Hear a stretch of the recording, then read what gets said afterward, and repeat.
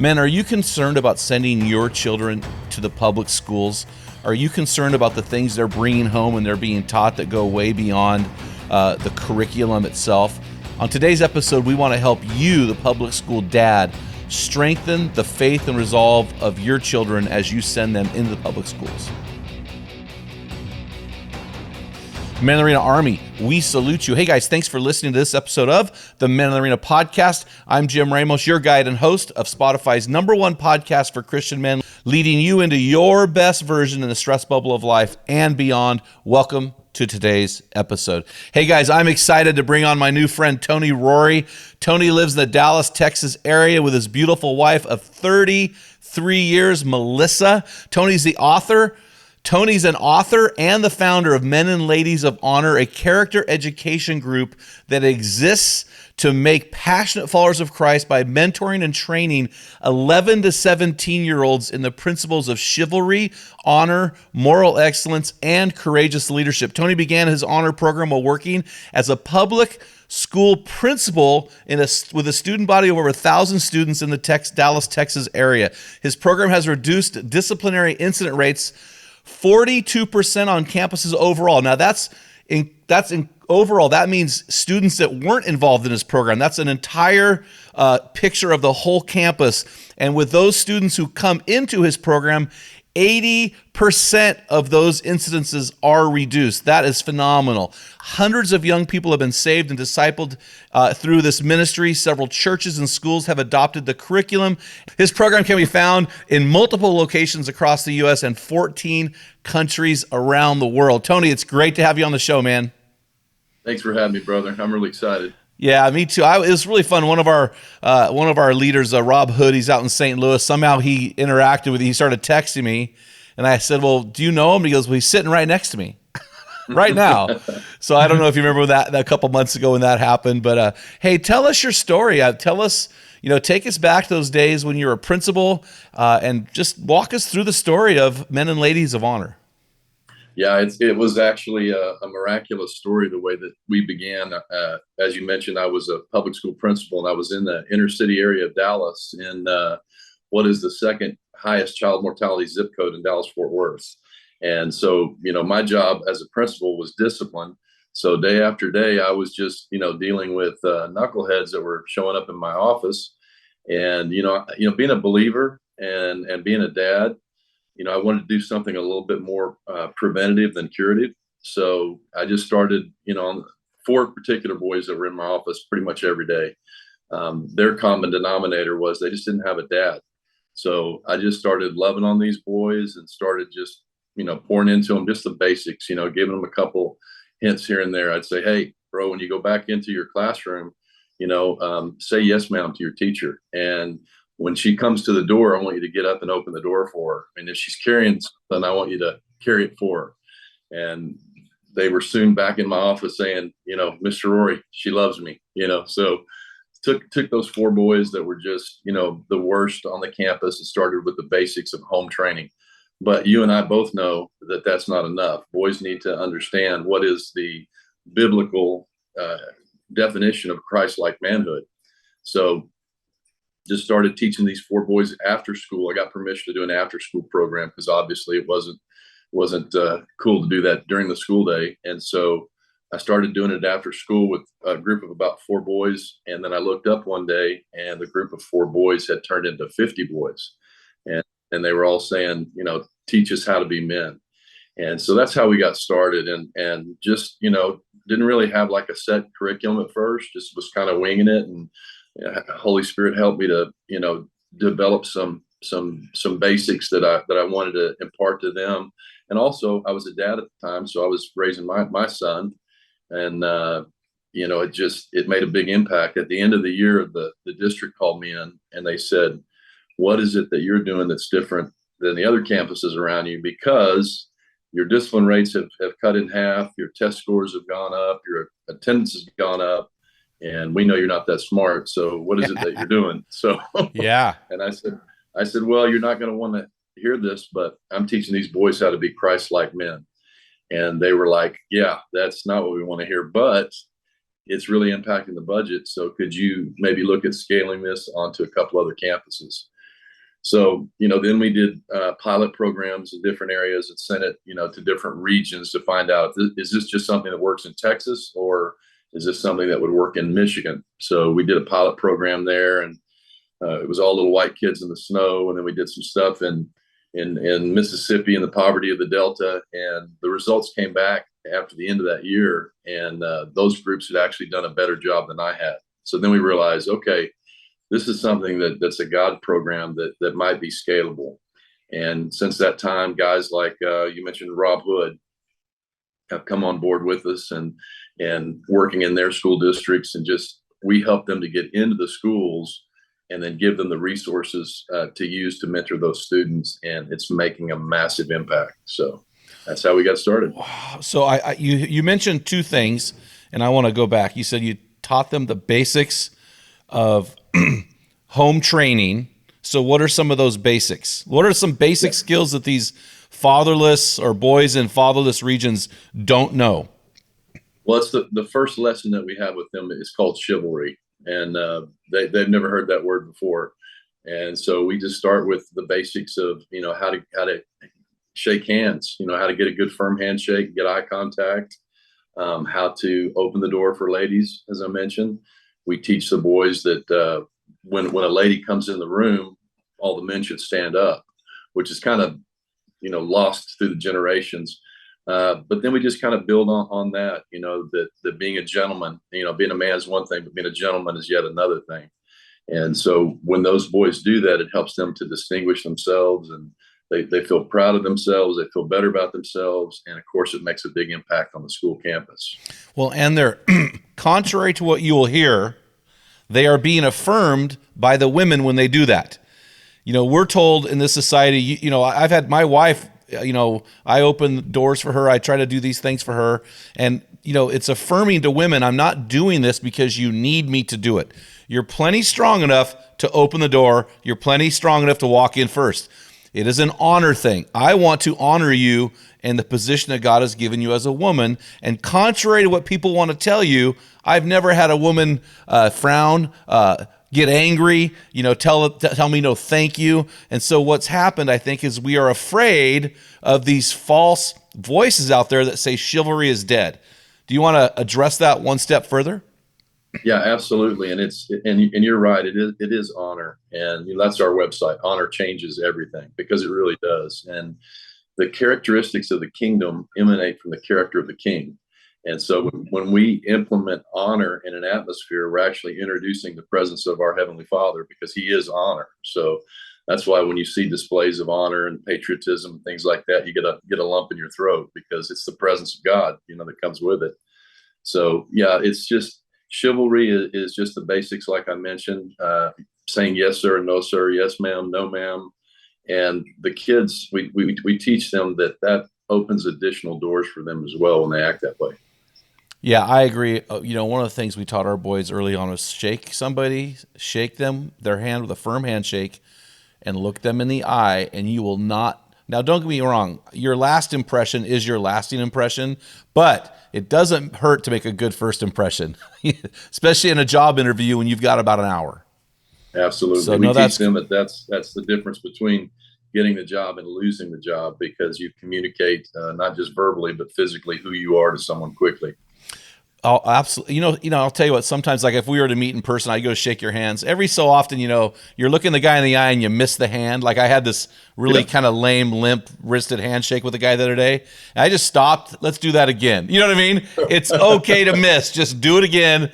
Make sure you get it right eventually, So the second thing you said was biblical manhood. Now I know that you are the spiritual son of Edwin Louis Cole. No, how do I pronounce his middle name? Edwin Lewis Cole, who I've read his books, and he's a phenomenal human, and I'm friends with his son Paul now. So talk to us about when you think of, and he wrote the book Maximized Manhood, which is a very small book, but it really defines manhood in a lot of ways. What are these principles of biblical manhood that are the most critical for you to teach? Well, we go all the way back to the beginning in Genesis, that God created them male and female. And we teach them that being a male is a matter of birth, but being a man is a matter of choice. And in today's world, we've got the gender blender stuff that's going on that's really, challenging the Word of God and God's intention for a young man. So we start with that, but we also teach them that manhood and Christ likeness are synonymous. Being a male's a matter of birth, being a man's a matter of choice. But the more like Jesus they are, the more manly they become. And the less like Jesus they are, the more childish they become. So we try to show them what those attributes are and how Jesus loved people, how he served people, how he was not only responsible for himself, but responsible for the world. And that maturity doesn't come with age, but it comes with the acceptance of responsibility. And that's what maturity really is for young men. Yeah. No, that's awesome. I agree 100%. But I just was reminded, half of our guys listening are like, hey, man, what about my daughter? I've got daughters. So you have men and ladies of honor. How do you teach women chivalry? What are some components of chivalry with women? I think it's just the same thing. It's just displaying honor. Yeah. Everything that we teach in the Ladies of Honor program is a mirror of the Men of Honor program. But we want to teach those young ladies about, moral excellence and courageous leadership, about inner beauty, that's their true beauty, and just help them with some of the same tools that the young men learn. And we even teach them how to shake hands right. So absolutely. Well, it's funny. John Eldridge talks about the primary question a young man asks is, do I have what it takes? And the primary question a young woman asks is, am I enough? And so it's really funny, even though we teach the curriculum, at the end of the day, they are different and they do require tweaks here and there to affirm their identity or the mantle that God has made them. So that's some powerful stuff. So, hey, off your website, you said this, man and lady. So is it man of honor or lady? Is it men or man? Men. Okay, because somehow I've got man here, and I'm like, that's not correct English. So, okay, from your website, you said, men and ladies of honor's vision is to see future and new generations of young men and women who are balanced in their soul and bold in their spirit, balanced in their soul and who are bold in their spirit, who are more concerned with character over comfort, care over criticism, revelation over rebellion, justice over juvenile thinking, and others over themselves.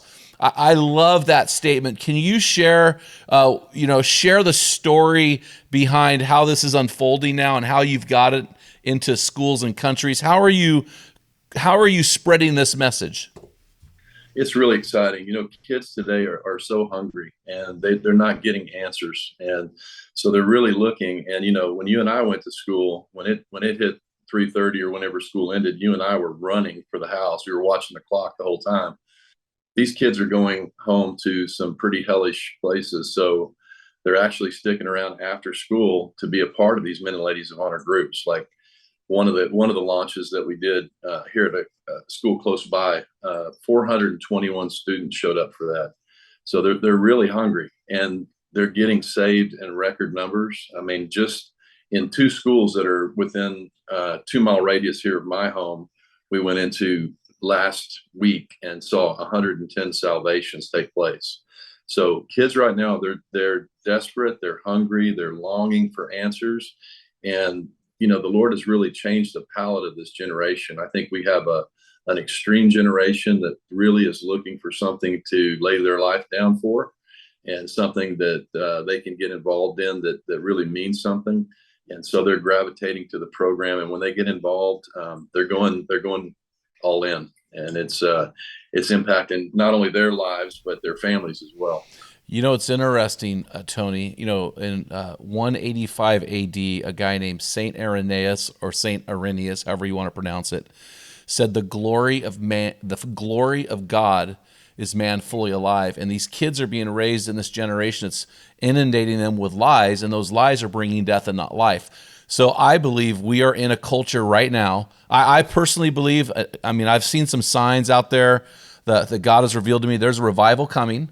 It's coming to America. It's already happening around the world, and it's going to come in such a way it's going to change the culture because our young people are realizing, wait, everything I've been told by my teacher or my or the TV or YouTube or whatever is not true. It's not bringing life. It's bringing death, and they're looking for something to give their lives to. And I think that we're seeing this outpouring in the early phases right now. We see it in Auburn. We saw it at Asbury. I think there's stuff going on there because, as you said, they're so hungry and there are no answers out there. Do you agree with that? Absolutely. Another thing is that, Jesus told us the last thing he said was go and make disciples. And we also know that, 80% of youth or people who come to Christ do so before the age of 19. But the data further shows that if we don't catch them by 14, we begin to lose them. So if I was going to tell you, hey, if you're going to go fishing in this lake, you can catch 80% of the fish in this one area, you would not go to another area of the lake. So going to the public school campus, it just makes sense in terms of being able to, reach the masses right now. And I really believe that if we can scale and get volunteers and men and ladies involved on going onto the campus, I believe we'll see that revival quickly. I agree. I was a youth pastor, I was a youth pastor for 25 years, and I gave a quarter of my life to that, and I believe it wholeheartedly. God has switched the calling because I'm going back to equip the men who are damaging the kids. You know what I mean? So yeah. We're doing something a little different. But so I didn't understand this until just now as you were speaking. This is an after. I was going, how does he implement this program? How does he implement? How are you going to do this in public schools? But the key phrase is after school program, right? Right. And we do it either before school or after school. And what we tell the schools is because our curriculum is Bible based, it's all about Jesus. It's all about the power of the Holy Spirit.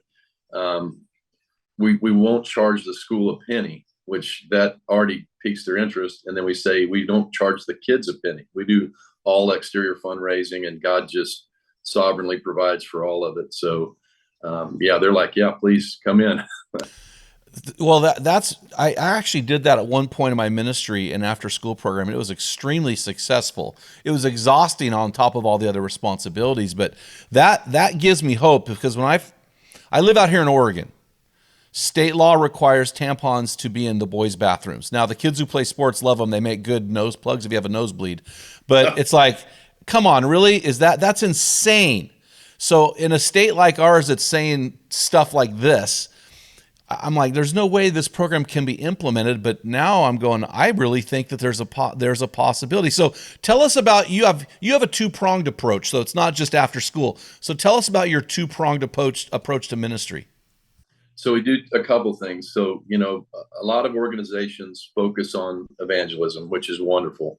But if you do evangelism without discipleship, you've really done a disservice because you actually inoculate people. They're like, yeah, I tried it, didn't work, because no one taught them how to walk. So our two-pronged approach is we take kids to a weekend camp that's a game changer. We pick them up from school on a Friday and then we bring them back on a Sunday. And that whole weekend they're involved in, we do just boys at one camp or just girls at another camp. And for the boys, it focuses on salvation, see them filled with the Holy Spirit, rites of passage. We do a father's blessing. We do this thing called the walk of manhood, leadership development stuff. So it's very scripted the whole weekend that we try to turn the heart of a young person in one weekend. And then when they come back from the camp, they get plugged into a 2-year discipleship process that takes place on the school campus for 1 hour once a week.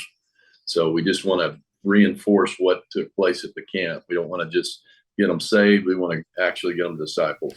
So these young men that are going through, I'm just talking young men right now, or even young ladies, they're going through a rite of passage. You do the same thing with both young men and young ladies. So you're dealing with inner city stuff. You're dealing with a lot of fatherlessness. How are you doing that rite of passage? Are you using surrogate dads? I mean, who's stepping in for these young people? They're actually volunteers from the church, and we try to build relationships between the church and the school.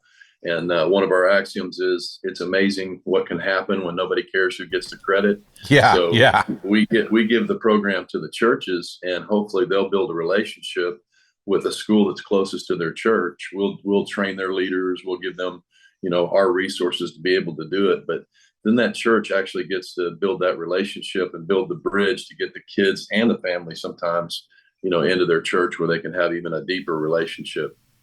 Okay. Wow. That's really, I was assuming that was what you were going to say. I just had to ask the question. So when did you go full time into this ministry and leave the public schools? What year was that?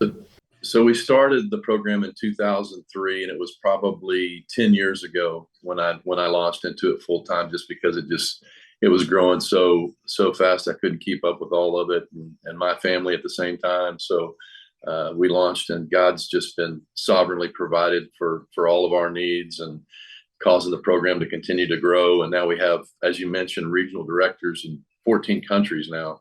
So it's really growing, but it's been an incredible journey, to be able to serve the Lord full time and still kind of be in the school somewhat. So Yeah. Well, now are your regional directors, are they full-time fundraisers as well? They raise their own support? some of them do. We kind of do a mixed model with them, but we try to have them have their own budget in their own area. We help seed the initial launch to get them up and going, and then as they begin to make an impact, then their community gets involved with funding it. So you launched this full-time in circa 2013? Yeah. So a lot has changed since 2013 in the public schools. What are some of the most drastic, and you're in Texas, you're in a place that would probably change a little slower, I would imagine, just based on, the structure of the state. What are some of the most drastic things that you've seen in recent days that you've just kind of shook your head and went, man, I just can't believe this is happening? Anything really standing out to you? Yeah, mainly it's the gender issues right now, and it's almost propaganda that's being placed in the schools. And it's just some of the things that they're doing. You've probably heard some of the stories where the teachers are actually creating a closet in the classroom for the student to come and put on the girl clothes. If he wants to come and put on girl clothes and doesn't want his parents to know, then he can go into this closet and get these clothes, and then at the end of the day go back in and take them off so that your parents don't know. It's almost like really promoting it. So that's probably been the biggest thing. And we've also had to fight a few battles with that too, because we'll have girls that will try to show up to the men of honor meeting and boys that try to come to the ladies of honor meeting, and we draw the line and say that's not going to happen. So we try to lay the truth pretty straight, which in a world where values are just beginning to taper off so drastically that our same values look like we're departing, but we're just remaining the same. Well, I think this is probably our biggest message to dads, is that, and you said it earlier, you said in a world that's filling these young people with lies, they're looking for the truth. And I think the education system, those people that are promoting and propagating that will come out. But I have a lot of guys that are involved in our ministry that are public school teachers, administrators. I mean, they are in the belly of the beast. What would you say to those guys and gals? What is their Christian response to truth? In a way, a lot of them are afraid of firing, which I think they need to get over that. But what would you say to those people in the belly of the beast when it comes to the truth of Jesus in the schools where God has sent them? I think, and I would tell my teachers this too. I would say, we do have a higher authority that we have to answer to, and it's even higher than the school district.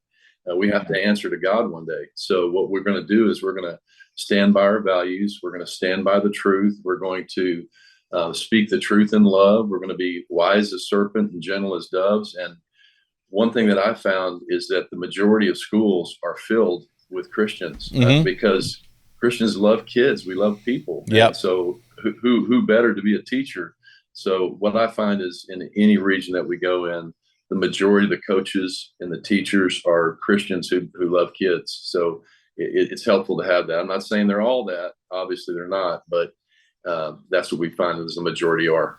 Yeah, and we have to keep encouraging those guys and gals to promote truth. They don't have to, like you said earlier, if it's honor is a biblical principle. When you're honoring others, you're bringing God into the equation. They can bring God in the equation through truth. I mean, and they don't have to open their mouth to preach the gospel as far as doctrine and theology, but they can actually promote truth. There's so many lies being distributed among the schools that those guys that are truth speakers, that will stand out. You know what I mean? Absolutely. And I think you said something really great about affirmation.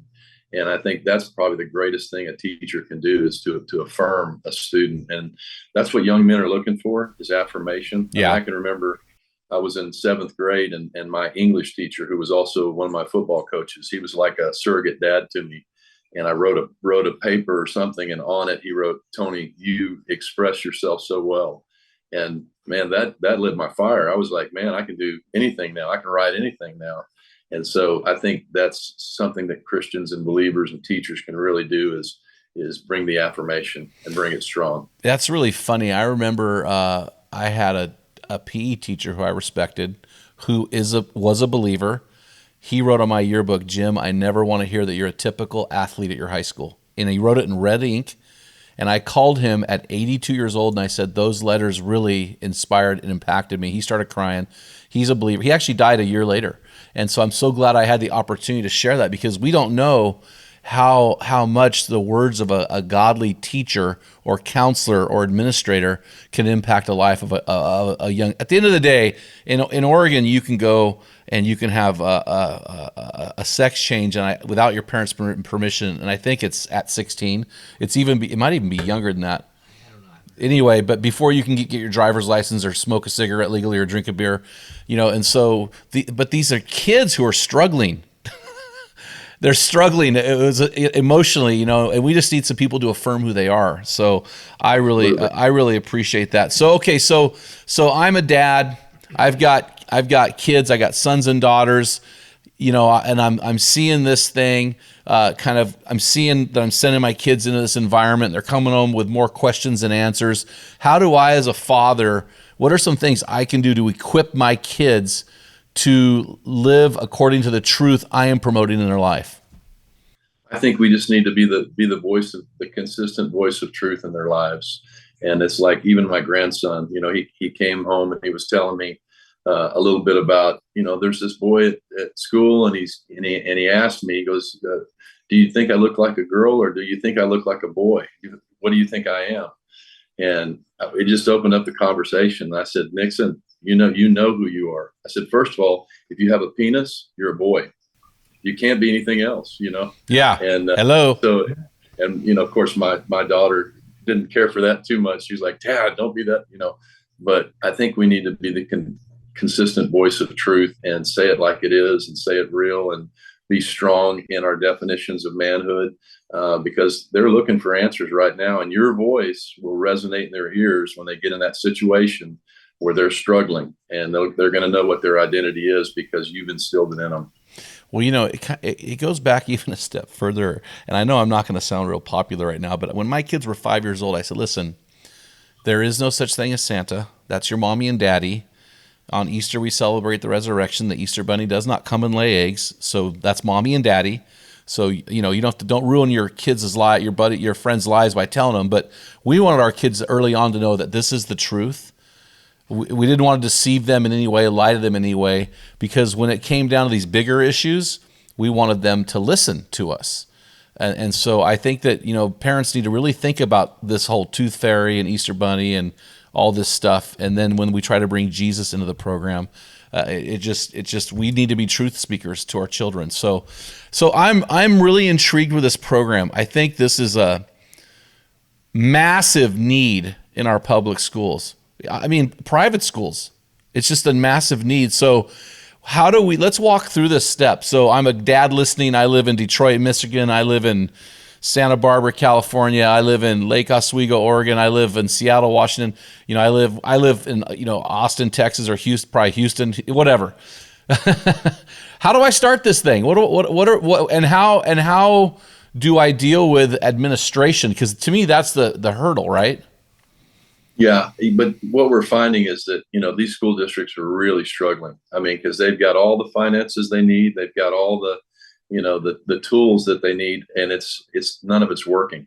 And so at this point, they're teaching their dead level best to pour into all the new requirements that are coming down the pipe. They're working so hard, and just bandwidth is just taken up. So to be able to step onto a campus and offer to serve them, they're going to be open. And then if you let them know, hey, this is going to impact the metrics that you're measured by, discipline incidents, attendance, test scores. We're going to impact all those in a positive direction.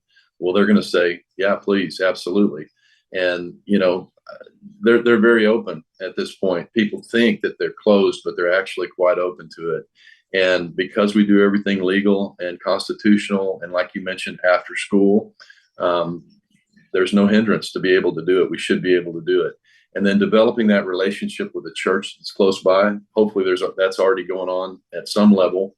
If not, then we can help churches get in the door to make the introduction so that they can do that. And that's all available on our website as well. Okay. And so practically speaking, I mean, I launched our ministry in 2012, and I saw God's sovereign hand, and I saw the resources flowing in. But when it comes to money in America, people don't think that way sometimes. They think practically. So let's talk practically. What are some, and to me, I'm hearing this program, and I'm hearing, man, really committed volunteers can do this. Like, it doesn't sound like it takes a lot of financial resource to do this. So let's get some boots on the ground here. How difficult, or how would you resource this in a practical way? So our costs, like you mentioned, it doesn't take a lot to do this because we produce our own curriculum and use volunteer leaders. Where we incur some costs is we provide snacks at every meeting, which is a big deal for kids. They're starving. Totally. And some of them just come for the snacks, to be honest, initially, but then they hear what their heart is really hungry for. But our cost to be able to do a program per child is $108 a year. And that covers their shirt, their magazines, their snacks, their award, their camp. We can do all that stuff, because we work with volunteers, and we break that down to $9 a month. And then we find as many sponsors as we can. And some people sponsor large amounts of students, but we've got some little grandmothers that say, sure, I can afford $9 a month. And that has really helped us. In every community that we've gone into, we've had an abundance of budget. It ends up catching up quickly. But like I said, we'll seed the program to get started to begin with, and then that community will come on and pick up the weight. Well, and plus you're in the public school. Your name does not have anything Christian in it. Are you able to gather secular funds and get people out there who aren't involved in the church that just want to help kids? I mean, do you find that your resources are 50-50, 100% in the church? Or, I mean, what are you finding? It's mainly Christians, okay. Because we are overtly evangelistic when we talk about what we're doing. The majority are Christians, but I'm sure there are some who just, there's some things. We've got some kids that come to Men and Ladies of Honor that are Muslim. And what we tell them is, hey, we can all agree on character. We can all agree on honor and integrity and stuff and then once they come in, they begin to hear what they really love, and things begin to happen. And then you mentioned snacks. So I've did youth ministry for 25 years. There are so many resources out there for free snacks. I mean, just call your Frito-Lay delivery guy, call your local donut shop. I mean, there are so many organizations out there that are dumping tons of food. So I have a service on Wednesday nights. Last night we had 15 boxes, not donuts, 15 boxes of donated donuts. And so there are plenty of if you're willing to, scramble a little bit early on and ask around, that's not a problem. Now the shirts, explain the magazines. So we have a magazine curriculum because we teach the students during the lesson, and our leader manual is 42 character specific lessons that we're teaching during that hour that we're with them. But we also give them our magazine curriculum that they can take home, and it's got stuff in it like you remember the Navigator's scripture memory stuff? Yeah. It's got that type thing in there, but it's also got stories of the different codes of honor of the samurai and the Texas Rangers and the, Navy SEALs and things that guys really enjoy, and also stuff for the girls as well, that they can see profiles of characters that they can identify with and learn Christian attributes. So they take that curriculum and they work through it. For the boys, when they finish their third magazine, and they get a dagger that's about this long that has their name engraved, that we award them at a ceremony. But we tell them we don't give daggers to boys. We only give daggers to men. And what that means is we've gotten emails, we're getting comments that everybody's saying to us, this guy's really stepped his game up. He's starting to take responsibility, starting to act like a man. For the girls, they get a sterling silver bracelet that they'll later hang charms on that they earn for doing different things. So it has some of the, the Boy Scout, Girl Scout merit badge type stuff to it, but we're not teaching about fires and ropes and stuff like that. We're teaching about, compassion and leadership and integrity and things that they do on the campus. So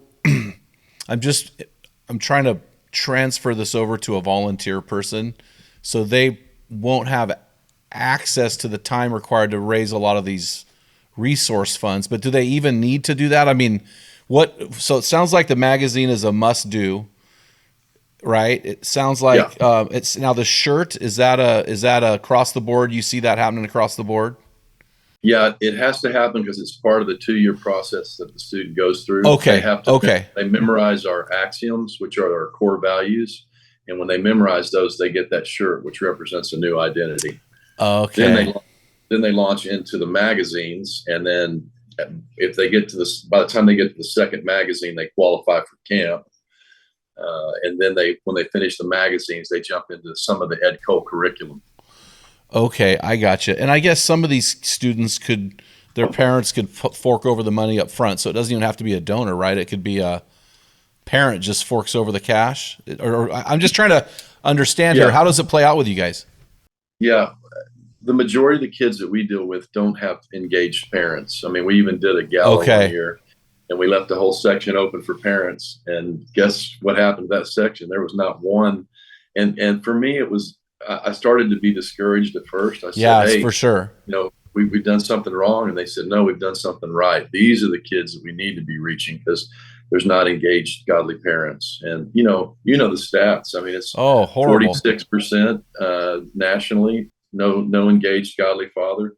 Urban areas, 78%. But what we're seeing is 9 out of 10 homes don't have an engaged godly father. So guys from the church can really go on the campus and make a big impact. Gosh, we are in a real pandemic here of fatherlessness. I mean, it's really scary. So now how are you guys doing in the suburban types of environments? Do you feel like it's more of a urban environment where you're having success, or is it working across the board?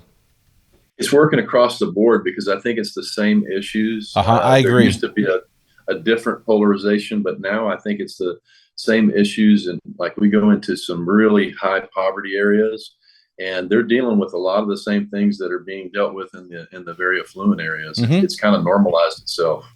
Well, I mean, I'm pretty tightly connected to a group of guys in one of the richest counties in America, and I've never seen so much brokenness in my life. It's just unbelievable what some of these guys are doing.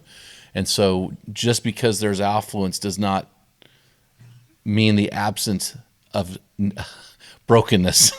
It accentuates it. So that's really good, man. Well, I'll tell you what, so if I go to your website and I say, hey, I want to start this program, I mean, I'm assuming a teacher would do it. I'm assuming an administrator would do it. I'm assuming a committed Christian parent would do it. What's this process look like? Is it a 6-month process? Is it a year process you launch only in the beginning of the school year? I heard you say it's a 2-year process to take the kids through the program, but what's the actual launch step process? Yeah, so we start anytime. We always say, when's the best time to plant a tree? Yesterday. And the second best time is today. So we want to get started. And we've started right at the end of a school year. We've started at the beginning of a school year. It's I would say it's a probably good 2-month up ramp to get into the school. And some of the practical steps that you were asking about are we'll visit with the superintendent, then we'll visit with the site principals. We'll make that connection, and then we'll go and meet with the athletic directors and some that will help us to do some of the gathering. And from there, we'll get the leaders up and trained to get the churches involved and do some presentations there to help the church recruit some leaders, and then kick it off. Man, I'll tell you what, I am so glad that I ran into you, because this is, I mean, I believe there's something coming to our country that's going to shift the culture. But in the meantime, we need grinders. I mean, we need guys grinding it, and what you're doing, this program is a grinder. You're getting guys in there, you're just impacting lives one at a time, two at a time, dozens at a time. So, man, I am super thankful for what you're doing. We need guys like you, tip of the spear. And guys, if you're listening to this episode right now and you have kids in the public school, this is a great way for you to do something about it. Or if you're connected to a local church and you've got a youth pastor, man, this would be a great opportunity to buy your youth pastor lunch. They're poor; they need the free lunch. So buy them lunch. Talk about this program.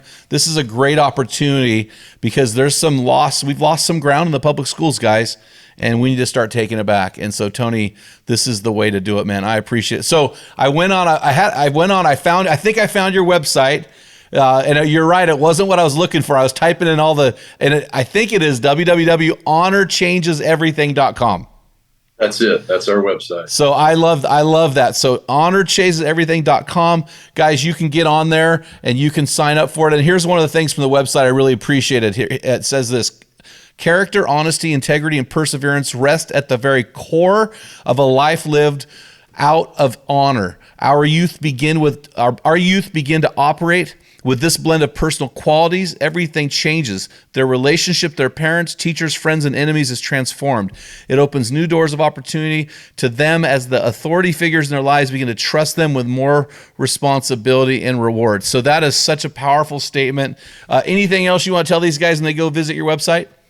Well, I just want to say thank you so much for highlighting us and bringing us on. And it's so simple to make such a big difference. You know, I tell pastors and leaders and guys in church, kids today, the voice that's most prevalent in their lives is usually the voice of a grandparent, because grandparents are raising kids.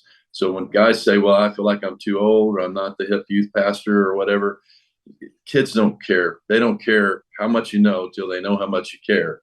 So just being there, I've got a guy that's 86 years old that goes onto a campus and the kids just love him. So it's a great way to make a big impact, and it's so rewarding. And I tell pastors all the time, where else can you go and in the next 3 weeks see over 200 salvations? I mean, that's right here. It's the largest unevangelized mission field in the world, I believe, is right here in our public schools in North America. Well, you know what? Let's talk about this for a second, Tony. So I was a youth pastor from 1990, and I did youth ministry through 2014. So that's quite a span of time there. How about you? What was your range? When were you started right around that same time. Okay, so sorry, go ahead. No, saying and all the way up until, I'm still a youth pastor, I guess. Well, no, you still are doing youth ministry for sure. Yeah. So for me, what I realized is there was a time period in there where you got to a certain age and it's kind of like, I'm not relevant, blah, blah, blah. But that is, I have seen a shift, and here's why. For example, our ministry, my guys that follow me are mostly way younger guys, guys that are the age of my children or a little older, because we are raising a generation of fatherless kids. These kids are either fatherless because their dad is not physically there, or he's not psychologically there. He's removed himself from the equation as a factor. He's a zero factor parent. And so these guys are looking for somebody who's going to teach them what it means to be a man of God, a woman of God, a man or a woman, just this thing of just, what does it mean to be me? And so I have found that these older guys and gals are bringing wisdom, experiences. They're bringing everything to the table. And this generation is not looking at them anymore like they looked at us and said, are you cool enough for me? They're looking at that older generation and go, do you have something to offer me? Because I didn't get it at home. And Absolutely. there's no better time. Yeah. And what's so exciting about it is, I love watching guys when they come on the campus, because, they've been looking for some way to get involved, and everybody knows this is an issue. They just don't know how to go about it. But when they step on the campus, God's hand comes on them. When they start coaching, something comes out of a man, and he comes alive at a level that he wasn't previously alive to. And they tell me all the time, man, that was incredible. I want to do that again. So I would just encourage all men to get involved, and ladies as well. We need lots of ladies. The Men of Honor program started initially But then the ladies of honor the girls on the campus started saying, and by the way, it's not grammatically correct, men and ladies, but the girls said, we don't want to be women of honor. We want to be ladies of honor. So, they get their way. So we said, absolutely. But that program began to grow faster than the Men of Honor program because girls are, well, let's face it, they're smarter than us. They're more communicative. So it's just taken off, and that's growing in a big way as well. Well, it's interesting when, I don't know about you, man. I'm at the point, I'm 57. How old are you? 55. Okay, so we're at the age, a lot of our friends are retiring. A lot of our educator friends are retiring. A lot of our people who work for the state and the local government are retiring. And what I have found is those people really struggle. And if those people don't find traction within a couple of years, they die earlier even. And so this is a great opportunity to give these guys that are retired purpose. There is a purpose out there for them, and I think the church is going to kind of bounce back and start leaning into that. I think for the church, the last 30 years has not leaned into our retired adults, but I think they're going to start as they realize the brokenness that's coming through those churches and through our schools with our children and our preteens and our teenagers. And so if you are a guy listening right now and you're looking for something to do, you want to be valued, man, I'll tell you what. Now is the greatest time in American history to be a youth ministry guy.